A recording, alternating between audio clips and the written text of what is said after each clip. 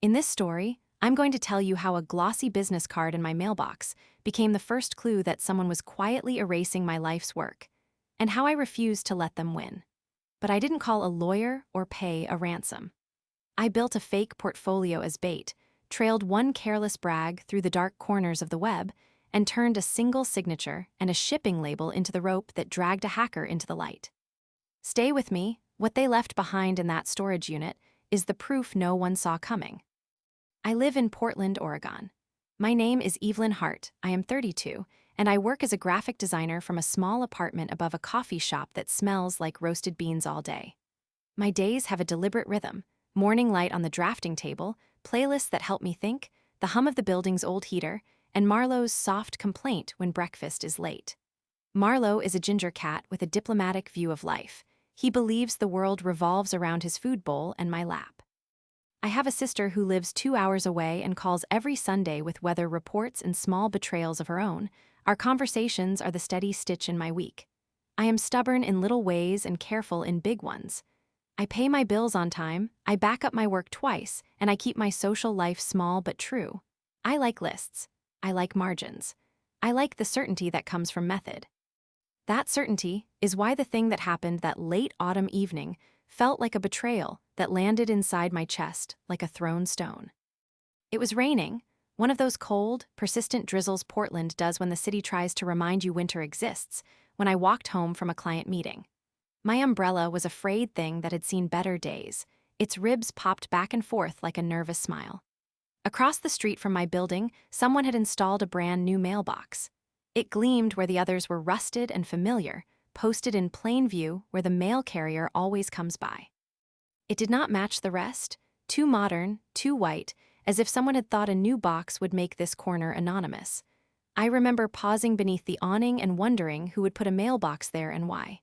I shrugged and kept walking. Small oddities happen all the time in a neighborhood that recycles its ghosts. That night, a letter arrived for me with a return address I did not recognize. Inside was a single glossy business card, no logo, just a matte black rectangle with gold foil that caught the lamplight, and a note addressed to Evelyn that said, "We can help you get what you deserve." The handwriting was neat and almost friendly. It was the kind of thing that sends a cold prickle up the spine, simultaneously flattering and threatening. I sat at my kitchen table and turned the card over and over like it might explain itself if I handled it long enough. Curiosity has always been louder than caution for me. I called the number because something in that smooth, confident voice promised access. The voice on the other end was syrupy and clever, someone practiced at persuasion. They opened with a compliment about a recent concept I had posted on a professional site and then slid into questions about my workflow, where I kept backup files, what software I preferred, and whether I collaborated with contractors. It felt like a sales call until the voice asked for my login email to verify my identity. My scalp tightened. I gave nothing. Still, the next morning, my email account pinged with a security alert. An unfamiliar device tried to access my account from out of state. The message flashed red and made my heart tick like a stopwatch. I changed the password immediately, enabled every security measure I knew, and felt the small, brittle relief of doing the right thing. Relief lasted 2 days, then my client folder was gone. The cloud storage said the files had been deleted and the account linked to them had a different recovery email. Panic was a physical thing in my chest, sharp, acidic, and hard to swallow. Those designs were not just work, they were the slow build of my life, the nights of cramped fingers, the contracts that paid rent, the pieces I had fed to portfolios and job applications. I called the cloud company, then the client, and I spent a night on the kitchen floor with Marlowe purring like he was trying to stitch me back together. Whoever that person was, they had not just scouted me, they had taken a home inside my work. My problem was clear. Someone was targeting me, and they were good at what they did. I was furious and felt small, the two emotions stacking like plates on a shelf. I thought about hiring professionals, then set the thought down like an expensive dish I couldn't afford. The bills and timing made that impossible, so I decided I would fix this myself. I would find out who they were and make sure they could not touch me or anyone else again. It was an arrogant promise, perhaps, but anger tastes like courage sometimes. I folded the glossy card and slid it into a drawer. Outside, the coffee shop's lights hummed on, and Marlowe bumped my ankle as if to say, "All right, show me." I started by retracing everything obvious, and then the less obvious, the tiny inconsistencies that felt like a whisper when you finally listened. I dug through old emails, not just the recent ones but threads I had forgotten, noting slightly different signature lines, little oddities in timestamps, and a billing receipt that had a stray IP address I did not recognize. I learned to read the breadcrumbs internet criminals leave when they are not careful. Reused handles, barely changed passwords, the same odd capitalization in usernames. I set up clean accounts with names that could have belonged to anyone and created decoy folders stuffed with fake contracts, invoices, and drafts that looked painful to recreate. I changed every password to sentences that meant something only to me, lines from a book my mother loved, a grocery list in a foreign city, and stored those passphrases in a paper notebook hidden in a kitchen drawer. Each small victory felt like dusting off an old bruise and seeing fresh color beneath the scab. But the attacker adapted with a careful patience that tired me. They answered my decoy emails with just enough charm to keep me from blocking them outright. They tried to move money out of a side account tied to a freelance payment and almost succeeded until my bank flagged the transfer. The fraud department agent sounded like someone who had been up too many nights and listened to too many frantic customers. I called the bank, spoke until my voice hurt, and got a temporary hold. At night, I stalked forums where people complained about similar scams, reading thread after thread until my eyes burned. I learned two things that stuck. One, many attackers were not lone wolves, but part of networks that sold access like cartridges in a shadow economy. And two, those networks made small, habitual mistakes when they reused emails, usernames, or shipping addresses across different platforms. The more I looked, the more I found little threads that could be pulled. I thought I had a win when I traced a small transaction to a seller account on a popular marketplace. The seller had posted artisan goods and had a handful of glowing reviews and neat persona built to look trustworthy. I created a fake buyer account, placed a small order, and waited. The message arrived fast and friendly, full of that practiced warmth, an alternate courier, a plea to confirm a phone number for delivery confirmation. I fed it a burner number and watched. Nothing at first. The seller went silent for a day, then the marketplace froze the account for suspicious activity. I felt a surge of triumph so bright it almost drowned the exhaustion. Then the next morning, my main cloud drive showed new deletions and backup snapshots were overwritten. Whoever was inside my systems had access to my backup keys, which meant they had penetrated my home machine, not just the cloud. I had been careful with my laptop, always locking it and patching it the minute updates dropped, but the attacker had slipped in somehow, through a forgotten peripheral or a trusted application. The worst part was realizing they had likely been watching me for weeks. My schedule, my coffee orders, the times I took long showers and left the apartment empty.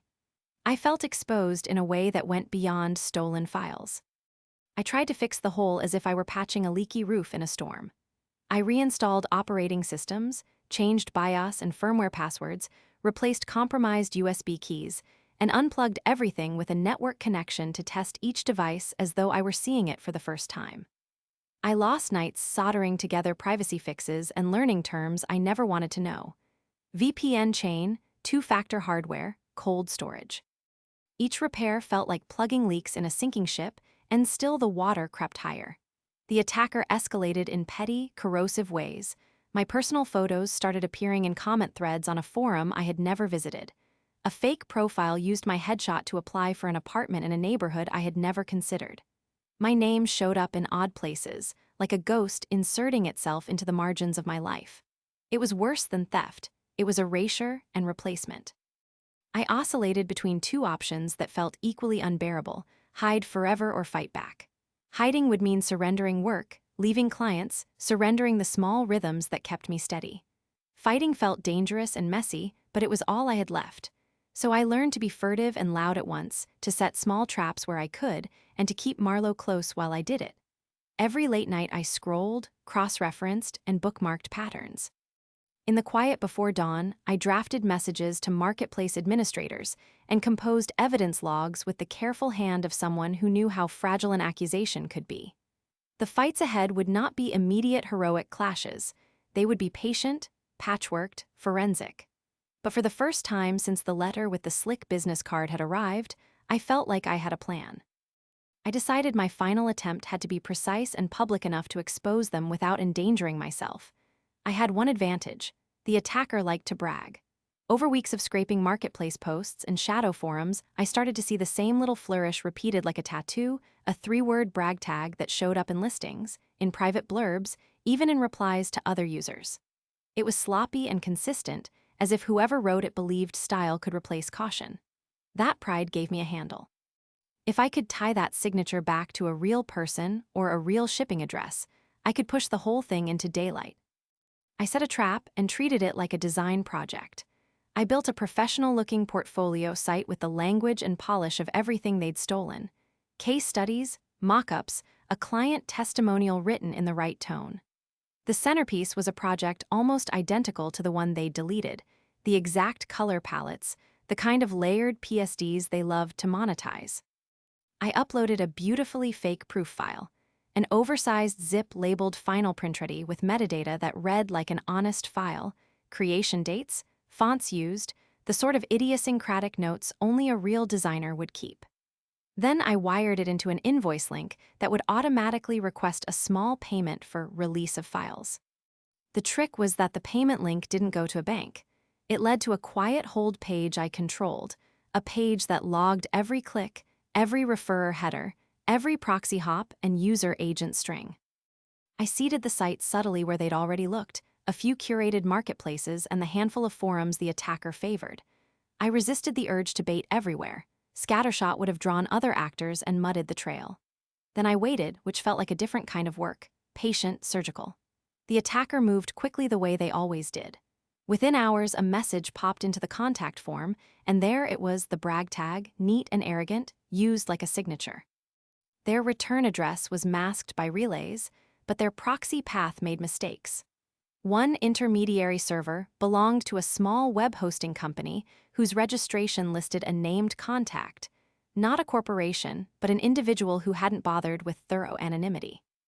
I queued up legal notices, drafted emails to marketplace administrators, and prepared annotated screenshots showing my stolen work being sold.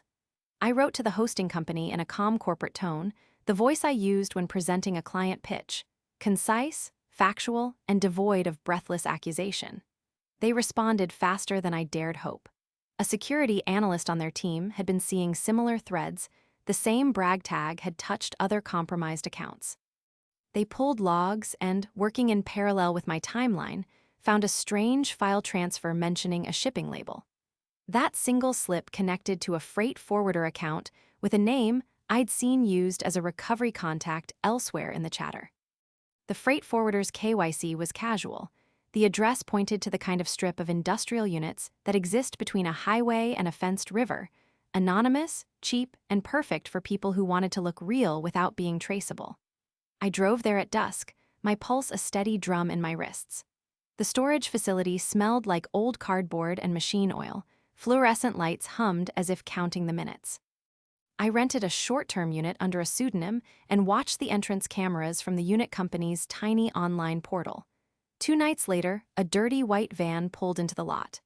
A man in a hoodie carried a laptop bag into Unit 32. I stayed in my car until he left, then called the police. I handed the officers organized logs and timestamp screenshots, the kind of evidence you could hand a judge without needing a translator. They were skeptical at first, an understandable reflex, but the documentation was tidy: IP traces, marketplace posts, shipping labels. Officers secured a search warrant. Waiting for them felt like holding my breath until my ribs ached. When the unit was opened, it looked like a tech flea market. Racks of routers with blinking lights, a tangle of external drives, and boxes with multiple return labels sticking out like confessionals. A laptop sat open with a marketplace account logged in. The brag tag glared from an open browser tab. The man who had been there was 34, disheveled and ordinary in a way that made him more frightening. He had the usual list of aliases, sloppy paper trails, and enough physical evidence to tie him to a string of small attacks. The police recovered drives and handed them to the cybercrime unit. I felt electric relief and a strange sorrow at the banality of it. No cinematic mastermind, just a person who traded other people's lives like inventory. The aftermath was not a single triumphant moment, but a slow unspooling. Paperwork, court dates, long conversations with clients about timelines and recoveries. Still, for the first time since the initial breach, I slept without imagining someone watching me through my webcam. I had forced daylight on someone who had thrived in shadow, and that daylight felt like something I had earned through patient, meticulous work rather than luck. In the weeks that followed, my life slowly reassembled, each small piece set back into place like a cracked mug glued and sanded until the seams were barely visible. The cloud company restored some backups after the police found the right encryption keys.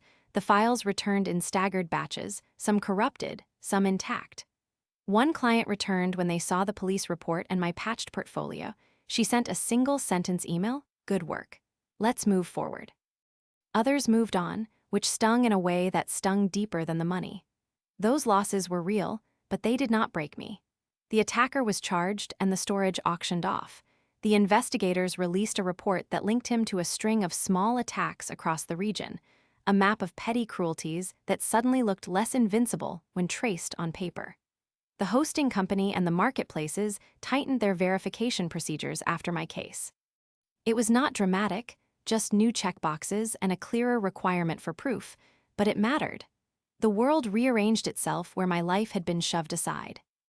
I still feel wary when a new device asks to connect, an old muscle twitching at the sight of unfamiliar IPs. But there was also a new layer of strength underneath that wariness. I changed the way I live.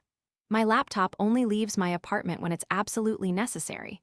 When it does, it sits in a padded sleeve and never out of my sight. My accounts now require passphrases that are nearly poems and physical security keys that I tuck into a little dish by the door. I rebuilt my digital life as if renovating a house after a break-in. Better locks, motion sensor lights, fewer blind spots. I teach a small workshop at a community center about basic online security for freelancers.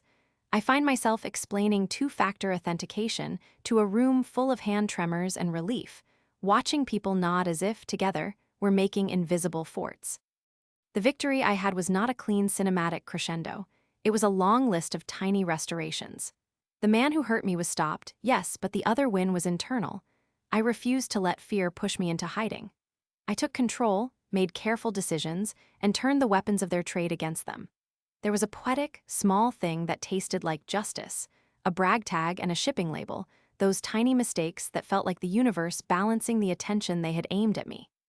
I still walk past that strange mailbox sometimes, and I picture its anonymous flap as a coin slot for other people's bad luck. I have a new mailbox now, pragmatic and dull, no mystery edges, with a sticker that reads, "If you would like to help, call someone who is already wise." It makes me smile in a private way. Courage is not always loud. Sometimes it shows up as patience to learn acronyms you thought you'd never need, as stubbornness to follow a thread until it becomes a rope. I poured my anger into action, and it carried me back to myself. Marlowe still behaves as though the world revolves around his food bowl, and that steadiness is a small anchor. I did not let the man in the hoodie make my life small. I pushed him into the light, handed the evidence to people who could hold it, and closed the door behind him. There are nights I still wake thinking of the empty pulse of my inbox the week the files disappeared, but those nights are shorter now. They end with me setting a physical key on the dish, watching the cat circle my ankles, and feeling, finally, like the owner of my own front door again.